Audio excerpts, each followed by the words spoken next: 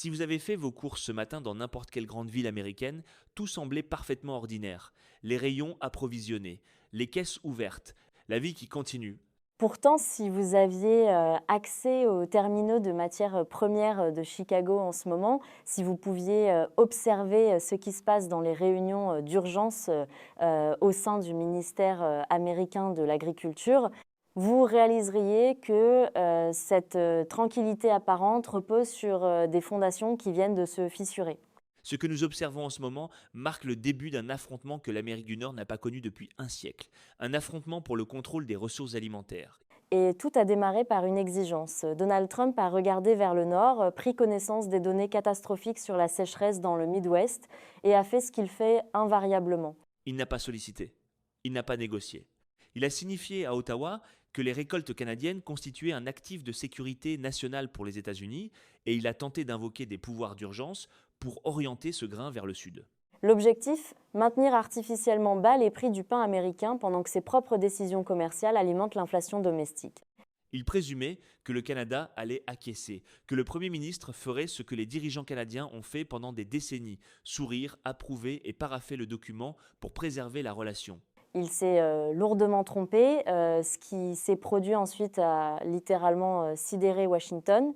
Le grain n'a pas été bloqué, il n'a pas été mis sous séquestre, il a été vendu, mais pas aux États-Unis. Dans cette analyse, nous allons décortiquer cette décision stratégique, examiner les mécanismes qui ont rendu cette manœuvre possible et comprendre pourquoi cet épisode dépasse largement une simple querelle commerciale. Car ce n'est pas une question de blé, c'est une question de pouvoir. C'est ce qui se produit quand un pays réalise que son voisin n'a plus aucune appréhension de sa pression. Établissons précisément ce qui s'est produit dans les dernières heures. Lundi matin, le département américain de l'agriculture publie un rapport alarmant confirmant ce que les producteurs de l'Oklahoma et du Kansas dénonçaient depuis plusieurs mois. La récolte de blé d'hiver est en échec. Les rendements ont reculé de près de 40% dans les comtés américains les plus productifs. C'est une défaillance agricole majeure qui peut faire basculer une situation politique. Face à cette réalité, la Maison-Blanche rédige un décret exécutif. Son équipe juridique invoque une disposition de l'accord commercial nord-américain relative à la sécurité alimentaire d'urgence. L'interprétation retenue est pour le moins extensive. Si les États-Unis font face à une pénurie alimentaire, le Canada doit leur céder son surplus en priorité avant l'Europe, avant l'Asie et même avant les réserves intérieures canadiennes. Une lettre est transmise au bureau du Premier ministre à Ottawa. Ce n'était pas une requête d'assistance, c'était une notification d'intention. Le message était sans ambiguïté. Nous récupérons l'excédent. Préparez les convois. Dans des circonstances habituelles, c'est à ce stade que la panique gagne Ottawa, que le dollar canadien recule, que les équipes diplomatiques se précipitent à Washington pour négocier un compromis acceptable. Mais Carnet ne s'est précipité nulle part. Selon plusieurs sources, après avoir pris connaissance de la lettre et échangé quelques mots avec son ministre du Commerce, il aurait formulé une instruction en 2 mots. Activer le plan B. Ce fameux plan B mérite qu'on s'y attarde. Il s'agit d'un accord de contingence prénégocié avec l'Union européenne et plusieurs grandes économies asiatiques. Un accord conçu spécifiquement pour être déclenché en cas de pression commerciale américaine. Dans les 6 heures suivant la réception de la notification américaine, le Canada finalise la cession de cet excédent exact de blé vers Rotterdam et Tokyo.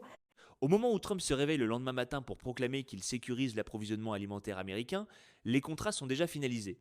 Le grain est légalement engagé, il est en transit. Le Canada n'a imposé aucun embargo aux États-Unis, il a simplement indiqué qu'il se trouvait en rupture de stock. C'est une démonstration éloquente de ce qu'on pourrait qualifier de guerre contractuelle. Trump a actionné un levier de contrainte, Carney a utilisé un instrument juridique.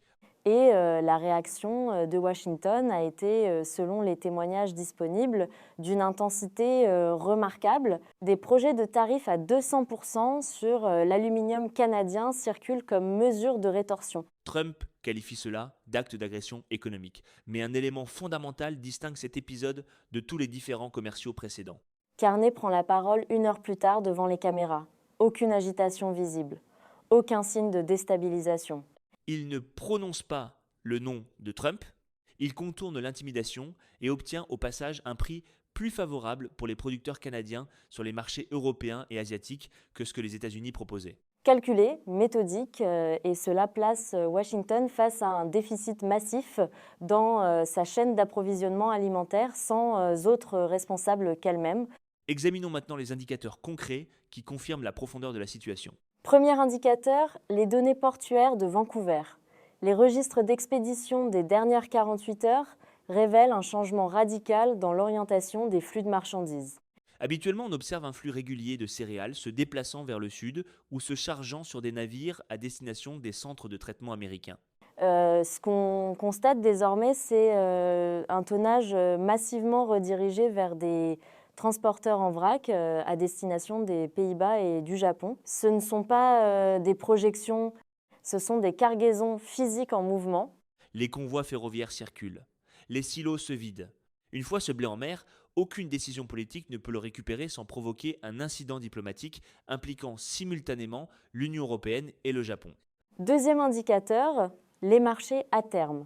Au Chicago Board of Trade, au moment où l'information a filtré que le Canada avait vendu son excédent à d'autres acheteurs, les prix du blé ont bondi de près de 8% en une seule séance. Ce sont les marchés financiers qui intègrent la disparition du filet de sécurité. Et fait révélateur, la bourse de Toronto ne vacille pas. Le dollar canadien s'est même légèrement apprécié. La logique est simple. Les marchés valorisent la prévisibilité. Carney a présenté un contrat signé, Trump a formulé une menace, le capital migre vers la stabilité. Troisième indicateur, l'analyse juridique. Examinons le document que Washington a tenté d'actionner. L'équipe juridique américaine a argumenté que la sécurité nationale englobe la stabilité des prix alimentaires pour les consommateurs. Mais l'équipe de Carney a discrètement publié une note pointant vers une disposition spécifique de l'accord commercial. Cette disposition stipule que les clauses d'urgence ne peuvent pas annuler des contrats commerciaux préexistants conclus avec des nations tierces. Carney n'a pas seulement vendu le blé pour déjouer la demande américaine, il l'a vendu pour ériger un bouclier juridique inattaquable. En finalisant ses accords avec l'Europe et le Japon avant que Trump n'invoque officiellement son décret, il a transformé un différend bilatéral en incident multilatéral. Si Washington tente d'intercepter ces livraisons, il ne se confronte plus seulement au Canada.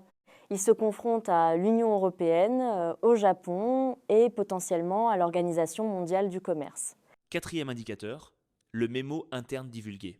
Selon Politico, un document interne du bureau du représentant américain au commerce avertirait la Maison-Blanche que toute mesure de rétorsion agricole contre le Canada provoquerait des pénuries domestiques immédiates. La conclusion de ce mémo est sans équivoque. Toute tentative de pénaliser le Canada dans le secteur alimentaire se retournerait directement contre les consommateurs américains. Washington sait qu'elle se trouve dans une impasse. Les marchés le savent également. Pour comprendre pourquoi cette situation se déroule de cette manière, il faut analyser la psychologie des acteurs en présence. Pour Donald Trump, le commerce n'est pas fondamentalement une question économique. C'est une question de prédominance. Sa conception des relations internationales repose sur une prémisse simple. Les États-Unis constituent l'acheteur dominant et l'acheteur dominant fixe ses conditions. Il considère que parce que l'Amérique achète massivement, elle possède ses fournisseurs. Il perçoit le Canada comme un simple entrepôt dont il détiendrait la clé. Cette vision du monde avait peut-être une pertinence dans un autre contexte. Elle est structurellement obsolète aujourd'hui. Pourquoi ? Parce que les leviers qu'il actionne ont perdu leur efficacité. Il menace de tarifs. Les entreprises canadiennes ont consacré les 4 dernières années à diversifier leurs débouchés commerciaux. Il menace de fermer la frontière. Cette mesure affecterait les usines automobiles du Michigan et de l'Ohio bien plus sévèrement que Toronto. Il recourt aux pressions directes, ça ne produit aucun effet face à un interlocuteur qui a construit ses plans de contingence précisément pour cette éventualité. La vulnérabilité structurelle de l'approche de Trump réside là. Son système repose entièrement sur sa capacité à générer de l'appréhension chez l'interlocuteur. Mais que se produit-il quand cette appréhension a disparu ? Le système perd sa cohérence. On l'observe dans les communications contradictoires. Un moment, il affirme que les États-Unis n'ont aucunement besoin du blé canadien. Le moment suivant, il soutient que le Canada détourne la richesse américaine. Et le moment d'après, il évoque la possibilité de s'approvisionner auprès d'autres fournisseurs. Mais ces fournisseurs alternatifs ont leurs propres engagements contractuels ou font l'objet de restrictions internationales. L'économie mondiale est un réseau dense d'engagements et de chaînes d'approvisionnement intégrées. On ne peut pas le traverser avec une logique de force brute sans se retrouver empêtré dans ses propres contradictions. Ce qui représente le danger le plus sérieux pour un dirigeant dont l'autorité repose sur la démonstration de puissance, ce n'est pas la résistance de l'adversaire, c'est l'image de l'impuissance. C'est l'image d'un chef d'État qui formule des exigences, et dont les exigences restent sans suite pendant que le monde continue de fonctionner normalement. C'est précisément ce qui se produit. Le président américain a exigé des céréales canadiennes, le Premier ministre canadien les a vendues à d'autres acheteurs, et aucun mécanisme disponible ne permet au président américain de récupérer ce grain spécifique. Les implications dépassent le différend immédiat. Si le Canada peut maintenir cette position, pourquoi pas le Mexique? Pourquoi pas l'Allemagne? Pourquoi pas la Corée du Sud? Chaque fois que cette confrontation se solde par un maintien de la position canadienne, elle révèle au reste du monde la fragilité structurelle de la stratégie America First. Analysons maintenant l'autre versant de cet affrontement. Que nous révèle la gestion de cette crise sur l'approche de Carney? Si vous avez suivi la politique canadienne, vous connaissez les critiques habituelles, trop mondialistes, trop éloignées des réalités quotidiennes, trop imprégnées de la culture des marchés financiers. Mais il s'avère que cette formation de banquier central est précisément ce dont on a besoin pour conduire une confrontation économique de haute intensité. Carney ne joue pas pour une audience de partisans. Il joue pour les marchés obligataires, pour les opérateurs logistiques, pour les chancelleries étrangères. Observez la méthode. Aucun échange sur les réseaux sociaux, aucune réplique publique à destination des médias, aucun appel au sentiment national. Il a utilisé le cadre institutionnel et contractuel existant. Il a traité le Canada non pas comme le partenaire subalterne du Nord, mais comme une puissance souveraine en matière de ressources stratégiques. Il a intégré quelque chose de fondamental. Dans un monde marqué par les dérèglements climatiques et la raréfaction des ressources, le pays qui contrôle l'alimentation détient les cartes décisives. Pas nécessairement le pays qui dispose du plus grand nombre de vecteurs militaires. Le pays qui produit le grain. La démarche de Carney se distingue par sa nature systémique plutôt qu'impulsive. En diversifiant ses acheteurs, il applique ce qu'on pourrait qualifier de couverture d'interdépendance. Il s'assure que si les relations avec Washington se dégradent durablement, l'économie canadienne dispose de circuits alternatifs suffisamment robustes pour absorber le choc. Carney comprend aussi quelque chose de crucial sur la mécanique du pouvoir trumpien. Ce système a besoin d'un adversaire déclaré pour fonctionner. Si Carney réplique avec véhémence, il fournit exactement ce dont Trump a besoin. Alors Carney ne réplique pas. Il verrouille discrètement la porte et vend l'inventaire à d'autres acheteurs. Ce comportement génère un nouveau type de confiance nationale au Canada. Non pas la confiance bruyante et démonstrative, mais la certitude tranquille d'un pays qui sait qu'il contrôle des ressources indispensables. La certitude d'un pays dont le dirigeant joue aux échecs pendant que l'adversaire improvise. Mais pourquoi cet épisode devrait-il intéresser quelqu'un qui n'est ni canadien ni américain? Parce que cet événement fonctionne comme un signal d'alarme pour l'ensemble de l'ordre économique international. Si les États-Unis et le Canada ne peuvent plus échanger des denrées alimentaires dans un cadre pacifique et prévisible, le système de coopération économique construit depuis 1945 est structurellement compromis. Pour l'observateur américain, la conséquence directe est que son niveau de vie devient directement corrélé aux décisions diplomatiques de son gouvernement. Si Washington se dispute avec le Mexique, les prix de certains produits augmentent. Si Washington se dispute avec le Canada, le pain et l'énergie deviennent plus chers. L'idée d'une Amérique autosuffisante et imperméable aux perturbations extérieures est une fiction. Les États-Unis ont besoin du monde. Et leurs partenaires commerciaux commencent à intégrer cette réalité dans leurs calculs stratégiques. Pour l'observateur canadien, cet épisode représente un moment de maturation nationale, mais cette affirmation de souveraineté comporte des risques réels. Lorsqu'on maintient sa position face à une superpuissance, cette superpuissance peut chercher à exercer une pression accrue, mais on entrevoit également le contour d'un nouveau positionnement. Ce que certains analystes qualifient de Suisse des ressources, un acteur stable, prévisible dans ses engagements, prospère à la périphérie des grandes confrontations. Il y a aussi une dimension climatique fondamentale à intégrer dans cette analyse. Dans son communiqué, Carney a utilisé l'expression souveraineté alimentaire. C'est un choix lexical très précis. Habituellement, cette formulation appartient au registre des nations en développement. Ce n'est pas le vocabulaire habituel d'un pays du G7. En l'utilisant, Carney signale un changement de doctrine. La production alimentaire canadienne appartient en priorité aux Canadiens. Le marché mondial vient en second. Les considérations diplomatiques ne constituent pas un critère d'allocation. Et ce repositionnement prend tout son sens dans le contexte climatique à long terme. Nous entrons dans une décennie où les défaillances agricoles vont devenir structurellement plus fréquentes. Les ressources en eau vont se raréfier. Le Midwest américain traverse une transformation profonde de ses capacités productives. Les terres arables canadiennes, en revanche, voient leur valeur agricole progresser à mesure que le réchauffement climatique déplace vers le nord les zones de production optimales. Ce différend avec Trump ne porte donc pas uniquement sur la récolte de cette année. Il s'agit d'établir un précédent pour les 2 prochaines décennies. Si le Canada cède aujourd'hui, il valide le principe selon lequel les États-Unis peuvent utiliser le Canada comme réservoir alimentaire de substitution chaque fois qu'une sécheresse frappe leurs plaines agricoles. En traçant cette ligne maintenant, Carney protège des actifs stratégiques dont la valeur va croître considérablement dans les années à venir. Examinons les trajectoires possibles à partir de ce point d'inflexion. Nous avons modélisé 3 scénarios principaux. Scénario A, l'escalade rhétorique suivie d'une normalisation tacite. C'est le scénario que nous estimons le plus probable. Trump intensifie la rhétorique. Des menaces de tarifs élevés sur le bois d'œuvre ou l'acier canadien circulent. Il organise des rassemblements où il critique vertement Ottawa. Mais en coulisses, les États-Unis s'approvisionnent discrètement en blé auprès d'autres sources à des prix supérieurs. Les indicateurs d'inflation progressent. La Maison-Blanche impute cette évolution à des facteurs extérieurs. Carney maintient une communication sobre et continue d'honorer ses engagements envers ses partenaires européens et asiatiques. La cicatrice demeure, la confiance est durablement érodée. Mais le pire est évité à court terme. Scénario B, l'escalade substantielle.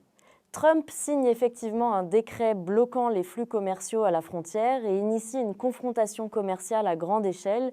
Dans ce cas, les conséquences économiques sont immédiates et sévères des 2 côtés. Les chaînes d'approvisionnement automobile se gripperaient en quelques jours. Les États du nord des États-Unis ressentiraient rapidement les effets sur leur approvisionnement alimentaire. Carney coordonnerait vraisemblablement une réponse ciblant des secteurs économiquement sensibles dans des États politiquement déterminants. Ce scénario ferait mal des 2 côtés. Mais le Canada, qui contrôle des ressources alimentaires et énergétiques essentielles, dispose d'une capacité de résistance supérieure à ce que les analystes américains anticipent généralement. Scénario C, le retournement pragmatique. Trump réalise que la situation détériore ses sondages auprès des agriculteurs, sa base électorale naturelle, et que la progression des prix alimentaires érode son capital politique. Un émissaire est discrètement envoyé à Ottawa. Une concession est proposée sur un autre dossier, peut-être les infrastructures énergétiques, peut-être l'aluminium en échange d'un accord d'approvisionnement céréalier. Carney accepterait probablement, mais aux conditions canadiennes. Le prix serait élevé et la transaction resterait confidentielle pour préserver les apparences des 2 côtés. Notre analyse suggère que la situation évoluera probablement vers une combinaison des scénarios A et C, avec des épisodes d'escalade rhétorique suivis d'arrangements pragmatiques discrets. En rassemblant tous ces éléments, quelles leçons structurelles peut-on tirer de cet épisode ? Nous assistons à une démonstration en temps réel de ce qui se produit quand une superpuissance oublie qu'elle dépend de ses partenaires. America First aboutit, dans sa logique ultime, à America Alone. C'est le paradoxe de cette doctrine. En cherchant à s'affranchir de toute dépendance, elle crée les conditions de son propre isolement. Trump a tenté d'imposer sa volonté à un pays qui possède les ressources dont il a besoin. Carney a démontré que la détention d'actifs stratégiques confère une forme de puissance que la rhétorique ne peut pas annuler. Le grain a quitté le Canada, les navires ont appareillé, et Washington se retrouve dans une position qu'elle n'avait pas anticipée, celle du partenaire qui a besoin de renégocier, mais qui a perdu le levier qui lui permettait de dicter ses conditions. Ce que cet épisode révèle aussi, c'est l'émergence d'un nouveau modèle de leadership international. Pas le plus bruyant, pas le plus menaçant, mais le plus fiable. Dans un environnement géopolitique marqué par l'instabilité, la prédictibilité devient une forme de puissance. Les partenaires commerciaux, les investisseurs, les chancelleries étrangères gravitent vers les acteurs qui honorent leurs engagements. La question que nous vous posons, pensez-vous que la stratégie de Carney est viable à long terme ? Ou le Canada prend-il un risque disproportionné en défiant une puissance économique qui représente encore 75% de ses échanges commerciaux ? Partagez votre analyse dans les commentaires et abonnez-vous à la Face Politique pour continuer à décrypter les transformations géopolitiques qui redessinent l'Amérique du Nord. Activez les notifications parce que cette confrontation n'en est qu'à ses débuts, ce n'est que la première manche d'une confrontation qui va durer. On se retrouve très bientôt pour une nouvelle analyse et d'ici là, Portez-vous bien.